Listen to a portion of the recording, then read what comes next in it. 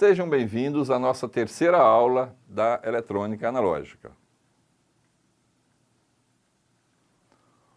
O semicondutor tipo P e o tipo N que nós criamos, eles isoladamente podem ser utilizados como resistência simplesmente, na fabricação de circuitos eletrônicos. E para se controlar a quantidade, a resistência desse material, se faz pela quantidade de impurezas. Quanto mais impurezas você coloca, menor a resistência.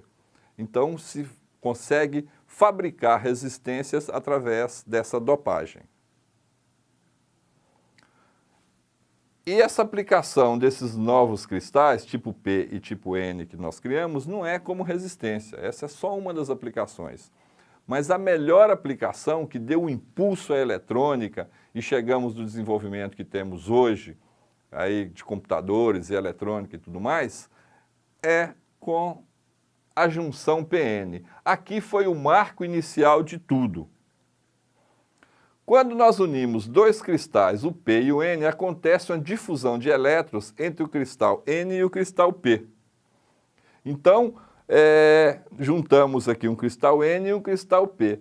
E esses elétrons se recombinam e formam aqui uma região chamada região de depressão, que estabelece correntes e aparecem cargas fixas nos dois lados. Aqui aparecem cargas negativas e positivas que se recombinaram, os elétrons desse lado se recombinou com as lacunas desse lado e criou uma nova região, que é a região de depressão. E essa região impede com que esses elétrons passem para lá e impede esse movimento, criando essa barreira que recebeu o nome de barreira de potencial ou região de depressão.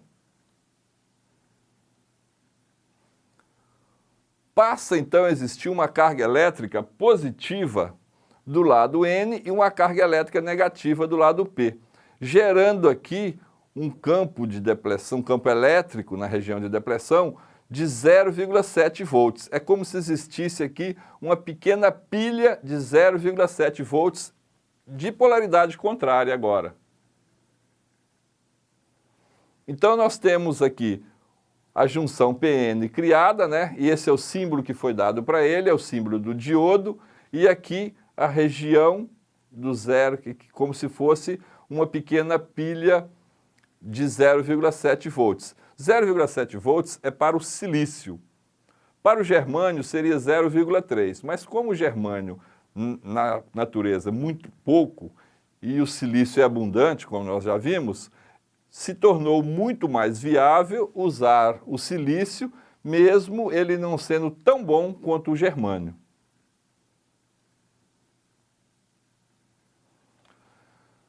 Polarização direta do diodo. O que significa isso? Significa eu colocar o lado positivo da bateria no lado positivo do diodo, que é esse lado aqui, e o negativo da bateria nesse lado negativo, que é onde tem essa barrinha do diodo, da junção PN que nós criamos.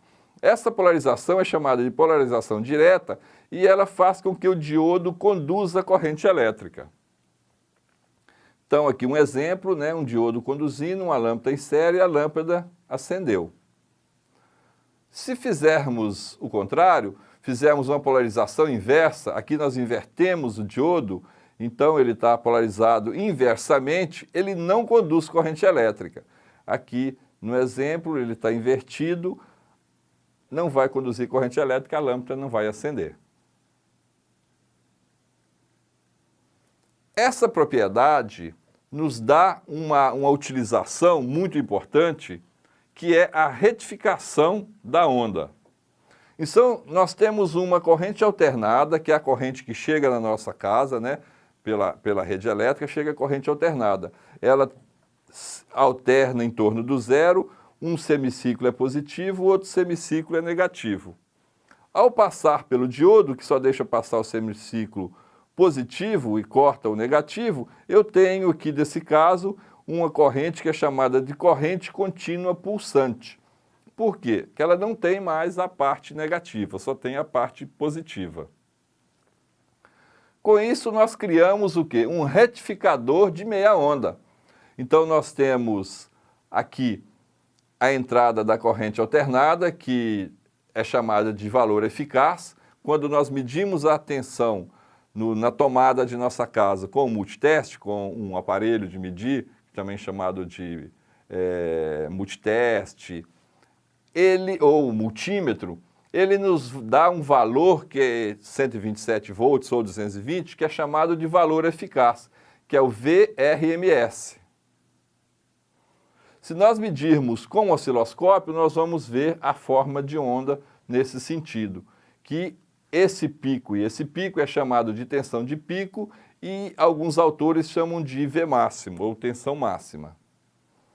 E se eu quiser calcular a tensão eficaz, o valor eficaz, a fórmula é VRMS é igual a VP dividido por raiz de 2. Ou VRMS é igual a VP vezes 0,7.